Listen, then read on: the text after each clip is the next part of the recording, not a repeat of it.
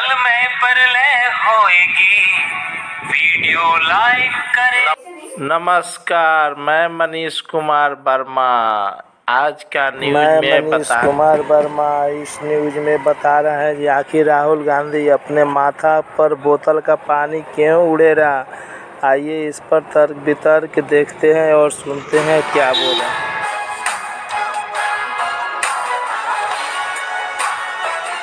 आप उनकी शादी दिखाओ, हम अपना काम करेंगे। हमारा काम गरीबों के बैंक अकाउंट में, किसानों के बैंक अकाउंट में, महिलाओं के बैंक अकाउंट में हिंदुस्तान का धन डालने का है। हम उस काम को पूरा करेंगे।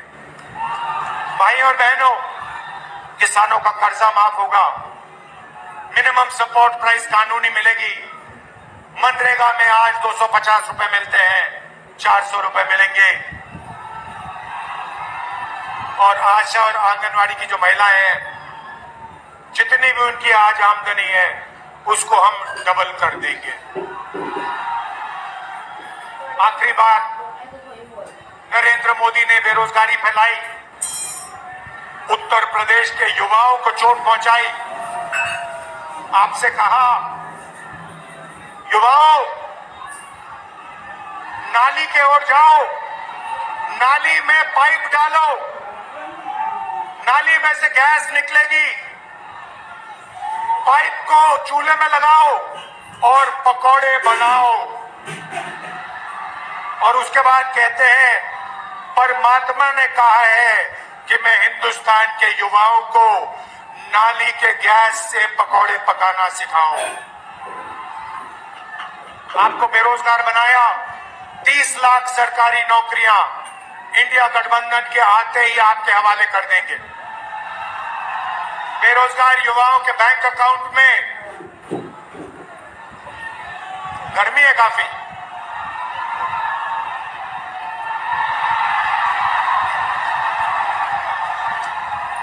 बेरोजगार युवाओं के बैंक अकाउंट में महीने के 8,500 रुपए, साल के 1 लाख रुपए खटाखट। पहली नौकरी पक्की स्कीम में। आप उनकी शादी दिखाओ, हम अपना काम करेंगे। हमारा काम गरीबों के बैंक अकाउंट में, किसानों के बैंक अकाउंट में, महिलाओं के बैंक अकाउंट में हिंदुस्तान का धन डालने का है। हम उस काम को पूरा करेंगे। भाई और बहनों, किसानों का कर्जा माफ होगा, मिनिमम सपोर्ट प्राइस कानूनी मिलेगी। मनरेगा में सुबह उठ करके हाथ मुंह धोए बिना मोदी जी को गाली देना शुरू कर देते हैं। और जो आदमी, जिस व्यक्ति को ये नहीं पता कि अपना झूठा पानी अपने सर पे नहीं डाला जाता, वो आदमी नरेंद्र मोदी जी के ऊपर इस तरह की टिप्पणियां करते हैं। सच बात यह है कि राहुल जी को भारत की संस्कृति, भारत की सभ्यता, भारत की परंपराएं, उनका बोध नहीं है। विदेशी परिवेश में पले बढ़े राहुल गांधी जी को पहले भारत को जानना होगा, उसके बाद भारत के प्रधानमंत्री पर बोलने का प्रयास करें। अखिलेश यादव कह रहे हैं कि जो लोग हम लोगों को शहजादा कहते हैं वो घबराए हुए लोग हैं, और इस बार जो 2 शहजादे हैं वो इनको मात देने का काम करेंगे। यादव जी को शहजादा नहीं कहना चाहिए। सच मायने में तो जिस तरह औरंगजेब ने अपने बाप शाहजहां को जेल में डाला था, और भारत का नहीं दुनिया का इतिहास गवाह है, उन्हें शहजादे की जगह औरंगजेब कहना चाहिए। भारतीय इतिहास में न दुनिया के इतिहास में ऐसी कहीं मिसाल नहीं मिलती है। एक तो औरंगजेब और शाहजहां की मिलती है, दूसरी समाजवादी पार्टी की मिलती है। शर्मसार किया है उन्होंने रिश्तों को। कांग्रेस के नेताओं के द्वारा अब कहा जा रहा है कि प्रधानमंत्री 400 पार का नारा अब नहीं दे रहे हैं। उनको एहसास हो गया कि 400 पार नहीं हो रहा है। इस श्रृंखला में प्रियंका गांधी का भी नाम शामिल है, वो भी इस बात का जिक्र कर रही है।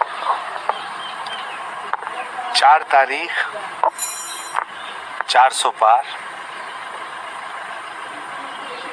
4 तारीख आने दीजिएगा। इससे पहले कुछ भी कहना ठीक नहीं होगा। प्रधानमंत्री पश्चिम बंगाल के दौरे पर थे। उन्होंने कहा कि टीएमसी संघर्ष कर रही है आज पश्चिम बंगाल में, इसीलिए बीजेपी के नेताओं की गिरफ्तारी की जा रही है। सीटों की भी जिक्र किया कि विधानसभा में हम लोग कमजोर थे, पर किस तरीके से मजबूत होकर भारतीय जनता पार्टी जो है बंगाल में उभरी है। उन्होंने ये भी कहा कि टीएमसी को यहाँ पर पनिश करने की जरूरत है, क्योंकि जो नौकरियों को खाने का काम किया है, भ्रष्टाचार करने का काम किया है। और मुझे लगता है 2024 के इस लोकसभा चुनाव में वेस्ट बंगाल भारतीय जनता पार्टी के लिए संजीवनी का काम करेगा। वेस्ट बंगाल में हिंदुत्व जागृत हो चुका है, और जब हिंदुत्व जागृत होता है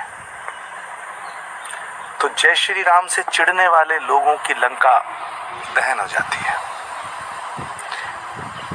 ममता दीदी के प्रति मेरी बड़ी सहानुभूति है, हमेशा रही है, लेकिन इस बार टीएमसी का बोरिया बिस्तरा बंगाल की जनता ने बांधने का फैसला कर लिया है। ममता जी अपने जीवन की सबसे बड़ी क्राइसिस से गुजर रही हैं, और 4 जून के बाद टीएमसी कई भागों में विभाजित हो जाएगी। आखिरी सवाल है, जिस तरीके से आरक्षण को एक बड़ा मुद्दा बनाया अपोजिशन ने, हालांकि प्रधानमंत्री इस बात का जिक्र बार बार कर रहे हैं कि सबसे बड़ी दुश्मन अगर कोई है तो कांग्रेस पार्टी है, और इनके एजेंडा में मुस्लिम लीग का एजेंडा नजर आता है। माइनॉरिटीज को ये लोग रिजर्वेशन देने का काम करते हैं। पश्चिम बंगाल में भी इस बात का जिक्र किया कि टीएमसी ने भी ऐसा ही कुछ किया, अपने वोट बैंक के लिए सिर्फ और सिर्फ नुकसान पहुँचाया।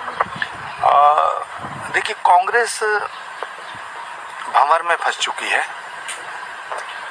और कांग्रेस को भंवर में लाने का काम किसी गैर ने नहीं किया है, कांग्रेस के सबसे बड़े नेताओं ने किया है।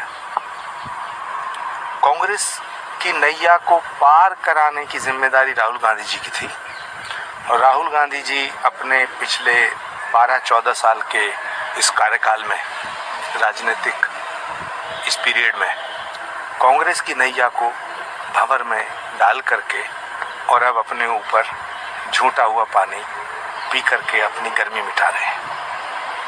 मुझे लगता है कि अब कोई रास्ता बचा नहीं है। राहुल गांधी जी कांग्रेस के खेवनहार थे, लेकिन राहुल गांधी जी कांग्रेस के बंटाधार बन चुके हैं।